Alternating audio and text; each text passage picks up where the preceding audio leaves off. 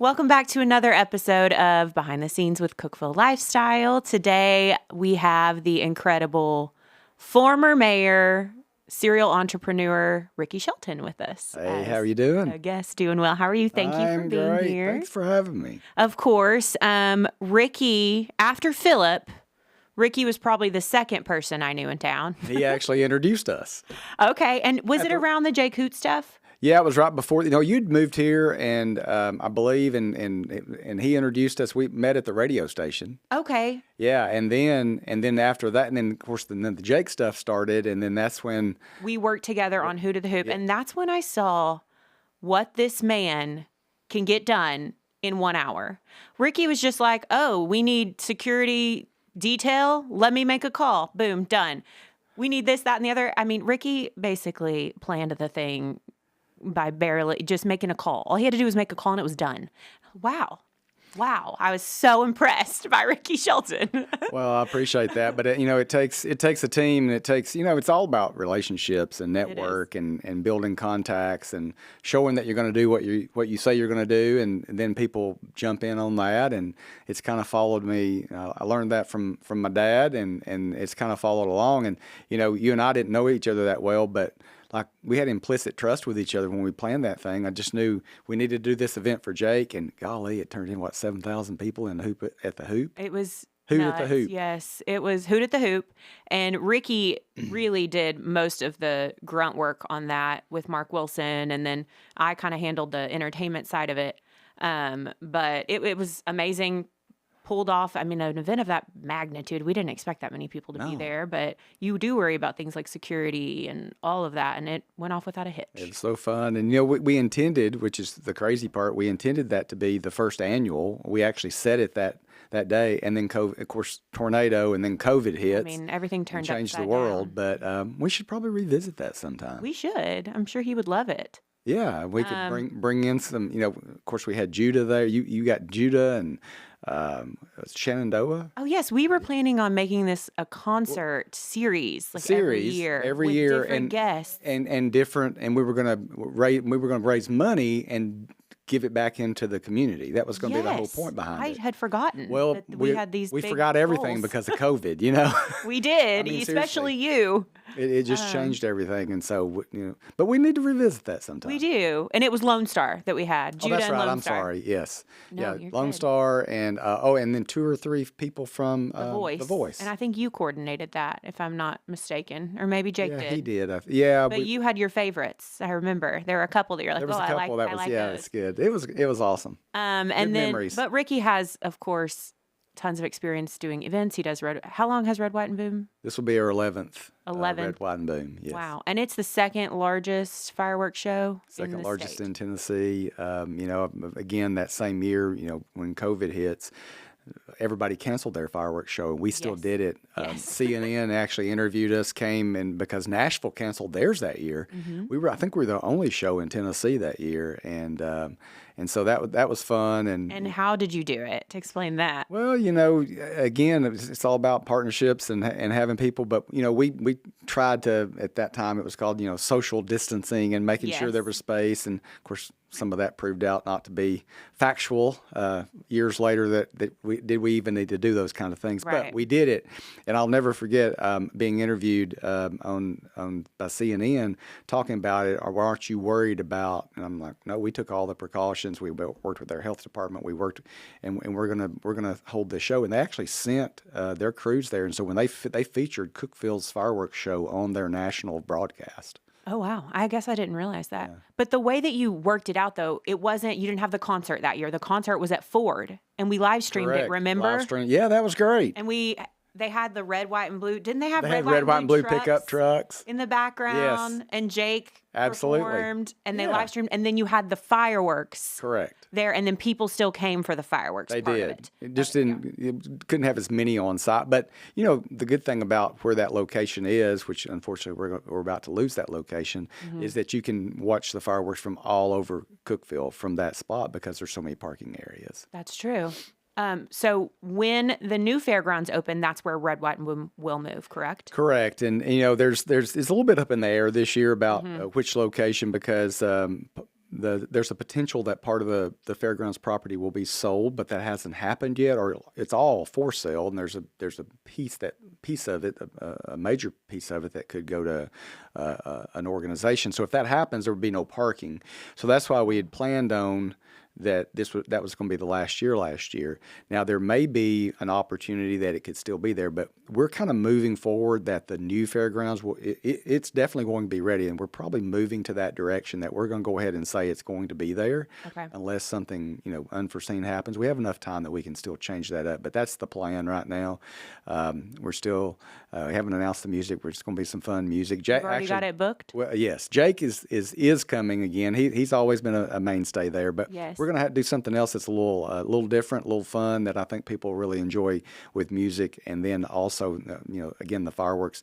It'll actually be even bigger at the new fairgrounds because a couple of reasons. Number one, there's more space to launch larger shells because of the fallout area, and so we will have shell sizes that will be as big as what Nashville uses, and so the only difference. Nashville has the largest show in the country, and but they have 7 launch sites. We only have 1. Okay. But our 1 launch site launches very similar types of projectiles than Nashville. The only difference being theirs is able to have some larger. We will now have that at the new fairgrounds. Oh wow! Because it is so. Because there's more of a fallout rural area. Yeah. Okay. Interesting. Yeah. I went and saw the setup once behind the scenes, and it is very, very interesting. It's going to be very nice, and it's going to build over time.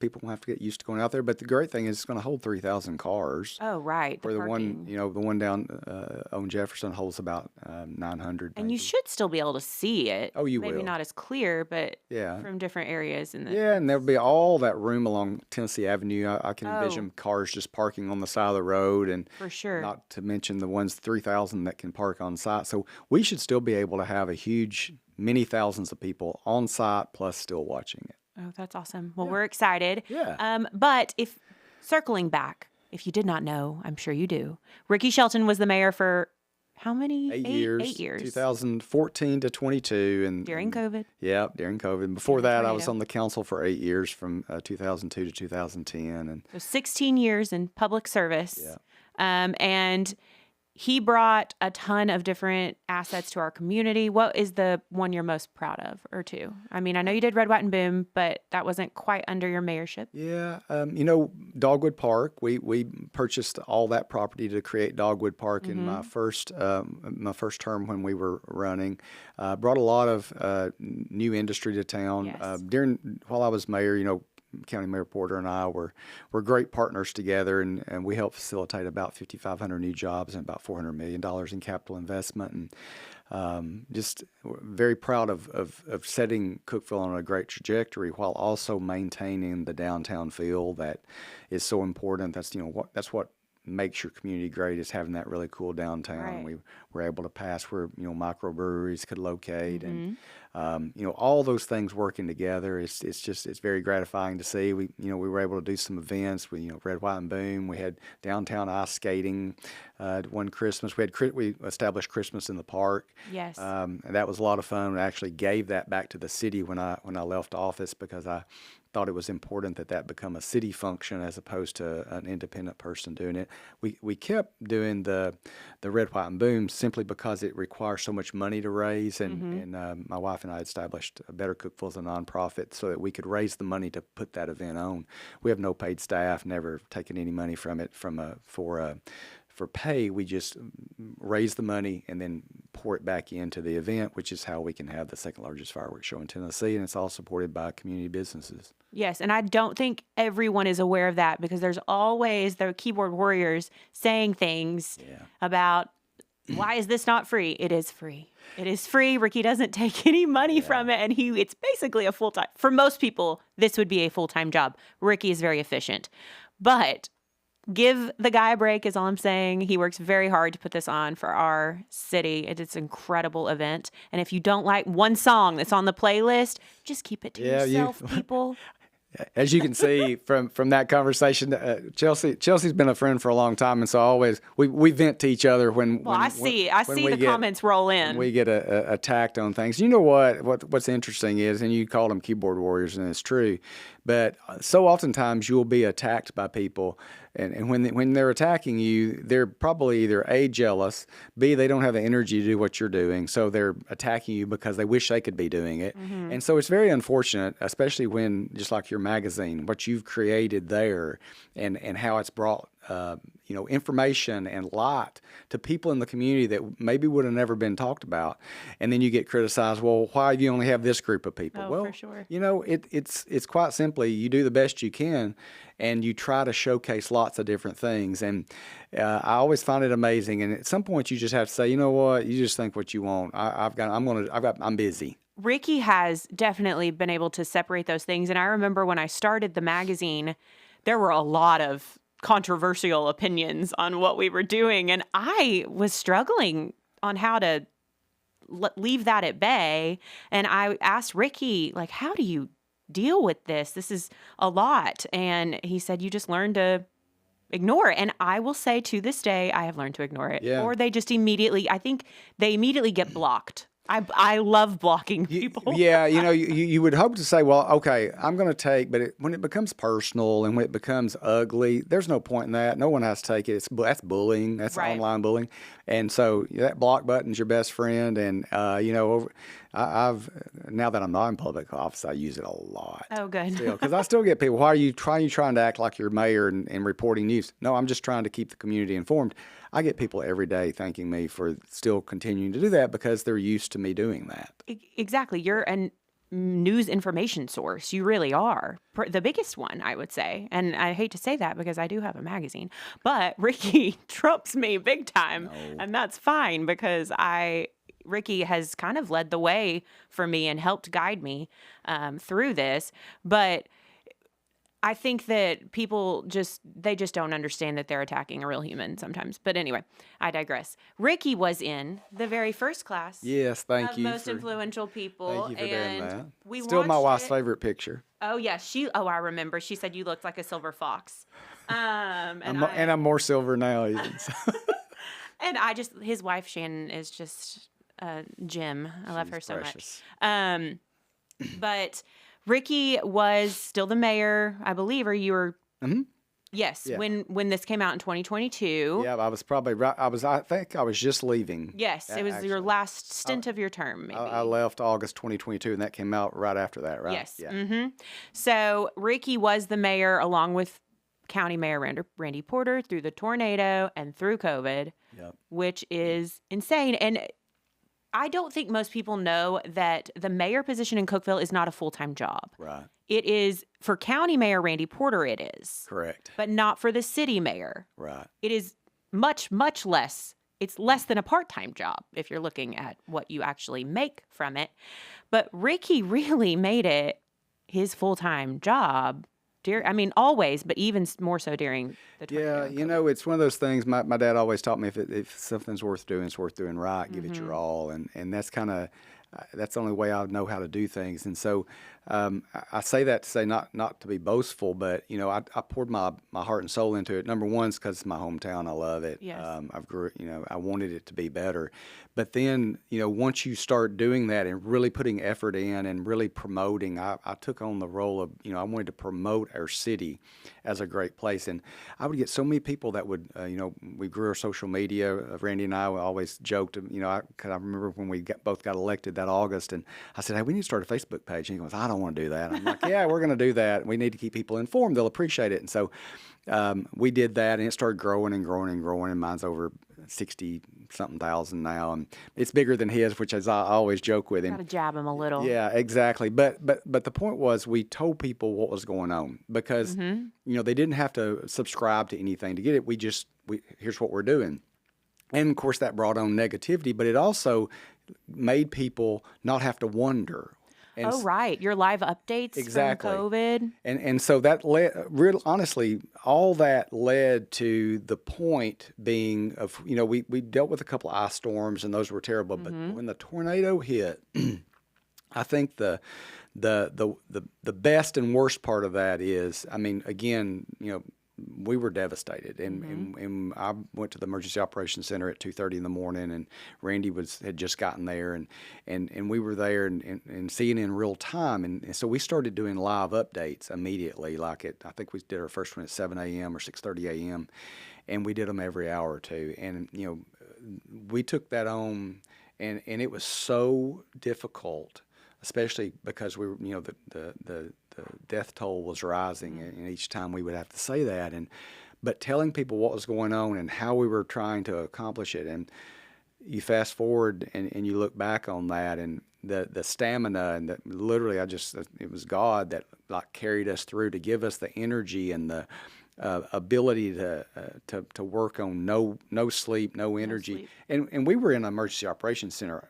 There's hundreds of people, electric and EMS and the hospital and, fire and police and all these people that were on site that were doing much harder things than us. But the mental anguish of having to take that burden and then try to make people understand what was going on and give them some hope and give them reassurance that we're gonna get through this.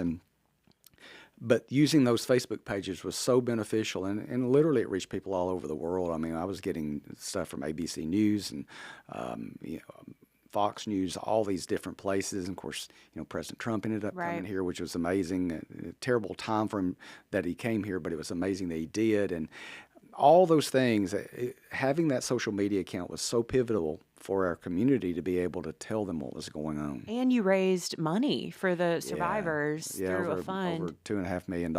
And we created that fund. I'll never forget sitting there. And what happened was, about 48 hours in, and we were at the Emergency Operations Center, and I started seeing all these different funds, and they were not, we didn't know who they were doing them. Right. And so I said, look, these people, we don't know if this money's going to go back. He said, take care of it. So he was kind of handling operational stuff because that's his background as the EMS director for so many years. He said, just handle it. So I immediately set up our accounts and utilized the county bank account, and then we established a committee. We wanted to be independent. We wanted to raise the money, but then we wanted to have nothing with distributing it. Right. That way it kept the checks and balances. And so we established a great committee that then said, and they, those 475 victims all got, people that were affected all got something from that $2.5 million that we helped raise. That's incredible. And I don't think without those platforms that would have happened. No, absolutely not. And then right after that, COVID came. Oh, yeah. And you guys I remember talking to you, and I don't think you'd slept for a week. Mm-hmm. And it was right after the tornadoes, and then COVID hit. And then you and Randy started live streaming. And I remember tuning in every night to see how many new cases of COVID there were, and that's what you would report, how many more, because it was still early days. It was. And y'all live streamed every single day for how long? It was probably 3 months, and we were trying to balance, keeping the freedom of having businesses open, but then trying to keep people safe, and have people have personal responsibility. And Randy, at one time it was the governor's choice of what to do, and then he put that back onto the county mayors that each county could decide what to do. And so it was never a city choice: do we close businesses or not? It was first a state, and then it went down to the county, and we would talk multiple times every day, and he did a really good job, and I think we all did of riding that fence of keeping businesses open, keeping people safe, but not hindering entrepreneurs and business. And so it was difficult. And again, like I said, now 4 years later, it's crazy. It's been 5 years later, I guess. It's crazy to look back and see so many of the things I always said, there'd be books written about the things that were done right and things that were done wrong, but we didn't have anything to base it off of. No we were information. just doing the best we could. Right. I mean, it was a wild time. And again, you were doing your best to help the community. And yeah, it's because I love the community and took back to the original question, taking the responsibility seriously to give it your all. Even though it wasn't a full-time job, I treated it like it was one. And so I think it should be at some point. I think we have a really great form of government with a city manager because it's like a business and a CEO, and all the department heads report to the city manager, which keeps the politics out of hiring, which is the way it should be. But there should be, you should get to pick who your vocal and visible leader is in your community. Who's the person that's going to promote your community? It shouldn't be left to chance of a voting system that you ours is, whoever, everybody runs for all the seats. Whoever gets the most votes becomes For city mayor. council. And so sometimes people give up a vote. You can vote for up to 5. They give up a vote because they want to give more votes. Well, they want to give their votes to one person to make sure they're mayor. Well, that's kind of inherently unfair, because then you're not voting for others, and you could end up with a really strong mayor and not as strong of council members. So if you had a seat, you run for mayor, and then people could say, okay, that person's going to do a good job promoting the community and then these people will be good on the council. Because you could get somebody that ends up being the most votes and being mayor. They don't even have the time, energy, or effort to put into it. Right. They didn't realize that's what they were going to be doing. Correct. And right at the moment, as we speak, you have a consulting business where you're helping other people that are running for mayor and things like that, correct? Yes, some.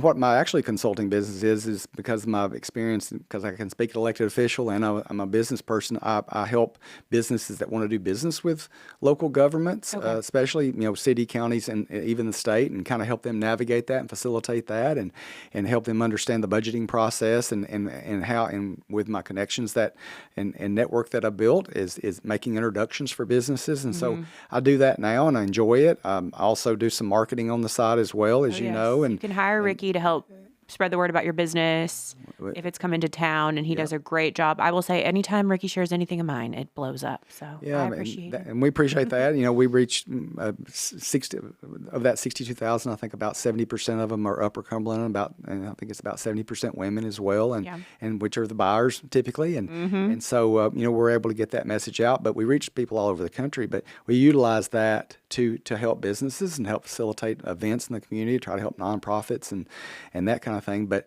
I will do it for businesses that want to hire, so that we can spread. If you pay Facebook, you don't really know the algorithms always of where they reach things, and I know that we can typically get our reach out to, it ends up being about 5 cents per impression, if people want to do that. Which, if you don't know that terminology, that's really good. So yeah, so and then helping people running for office, I'm certainly willing to do that as a part of my consulting business as well. Okay, and you're also on the medical. What was that?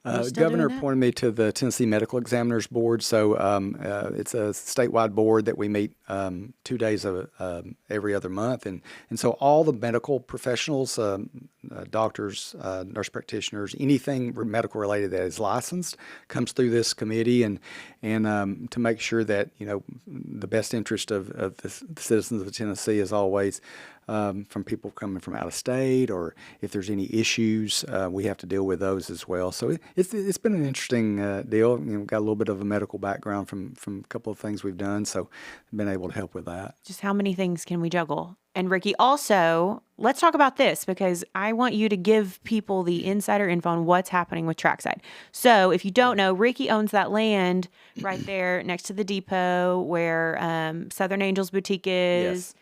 And he put in a food truck park. I don't know how you could miss it. It's beautiful what he did with that property. Thank you. And you had an event there. We had our it was summer really cool. launch party last summer, and it was so much fun. So what's happening with Trackside now? It's one of those things we'd seen that be successful in other areas, and so we wanted to utilize that land we had, and we spent a significant amount of money to put it in and run 50 amp power for 6 food trucks to be there. And so when we opened that October of the previous October. Was very popular, and what happened though is food trucks and food truck businesses are interesting, and most of them don't like to just boondock and stay one place. They want to go to events, and so it was the first people that were there said, hey, we want to be there, and we don't really want to go to events, and so that was kind of what we turned that into, and then it started becoming difficult. I was doing the advertising for them, and we had one that was very permanent there, and they ended up moving to Florida. So kind of everything came to a head. We were doing entertainment there on Saturday nights and often sometimes on Friday night, and try to drive traffic there.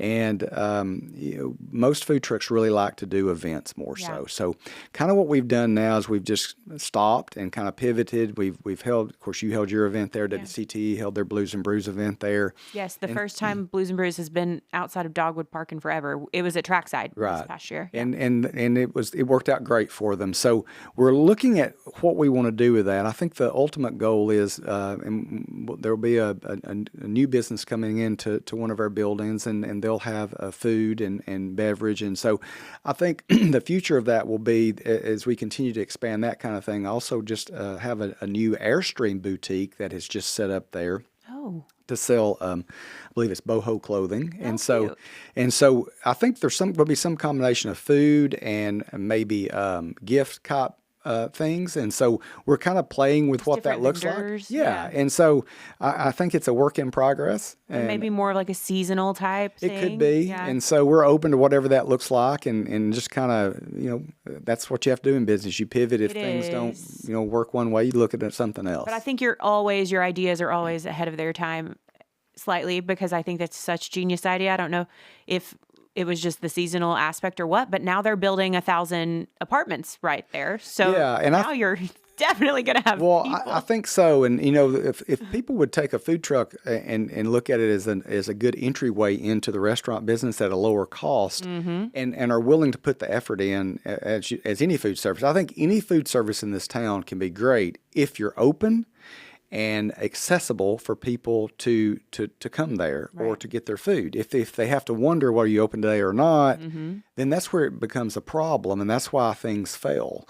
And so I think with that mindset, and like you said, all these people that are going to be living very close by, I think it can be a rebirth of what Trackside was intended to be, but what it could be in the future. For sure, and it's nice to have it. You're the first food truck park in Cookeville. So. Yeah, and so, we still have, if somebody wants to rent it, we're still willing to do that. And we've got a great stage there, and it's a really cool vibe.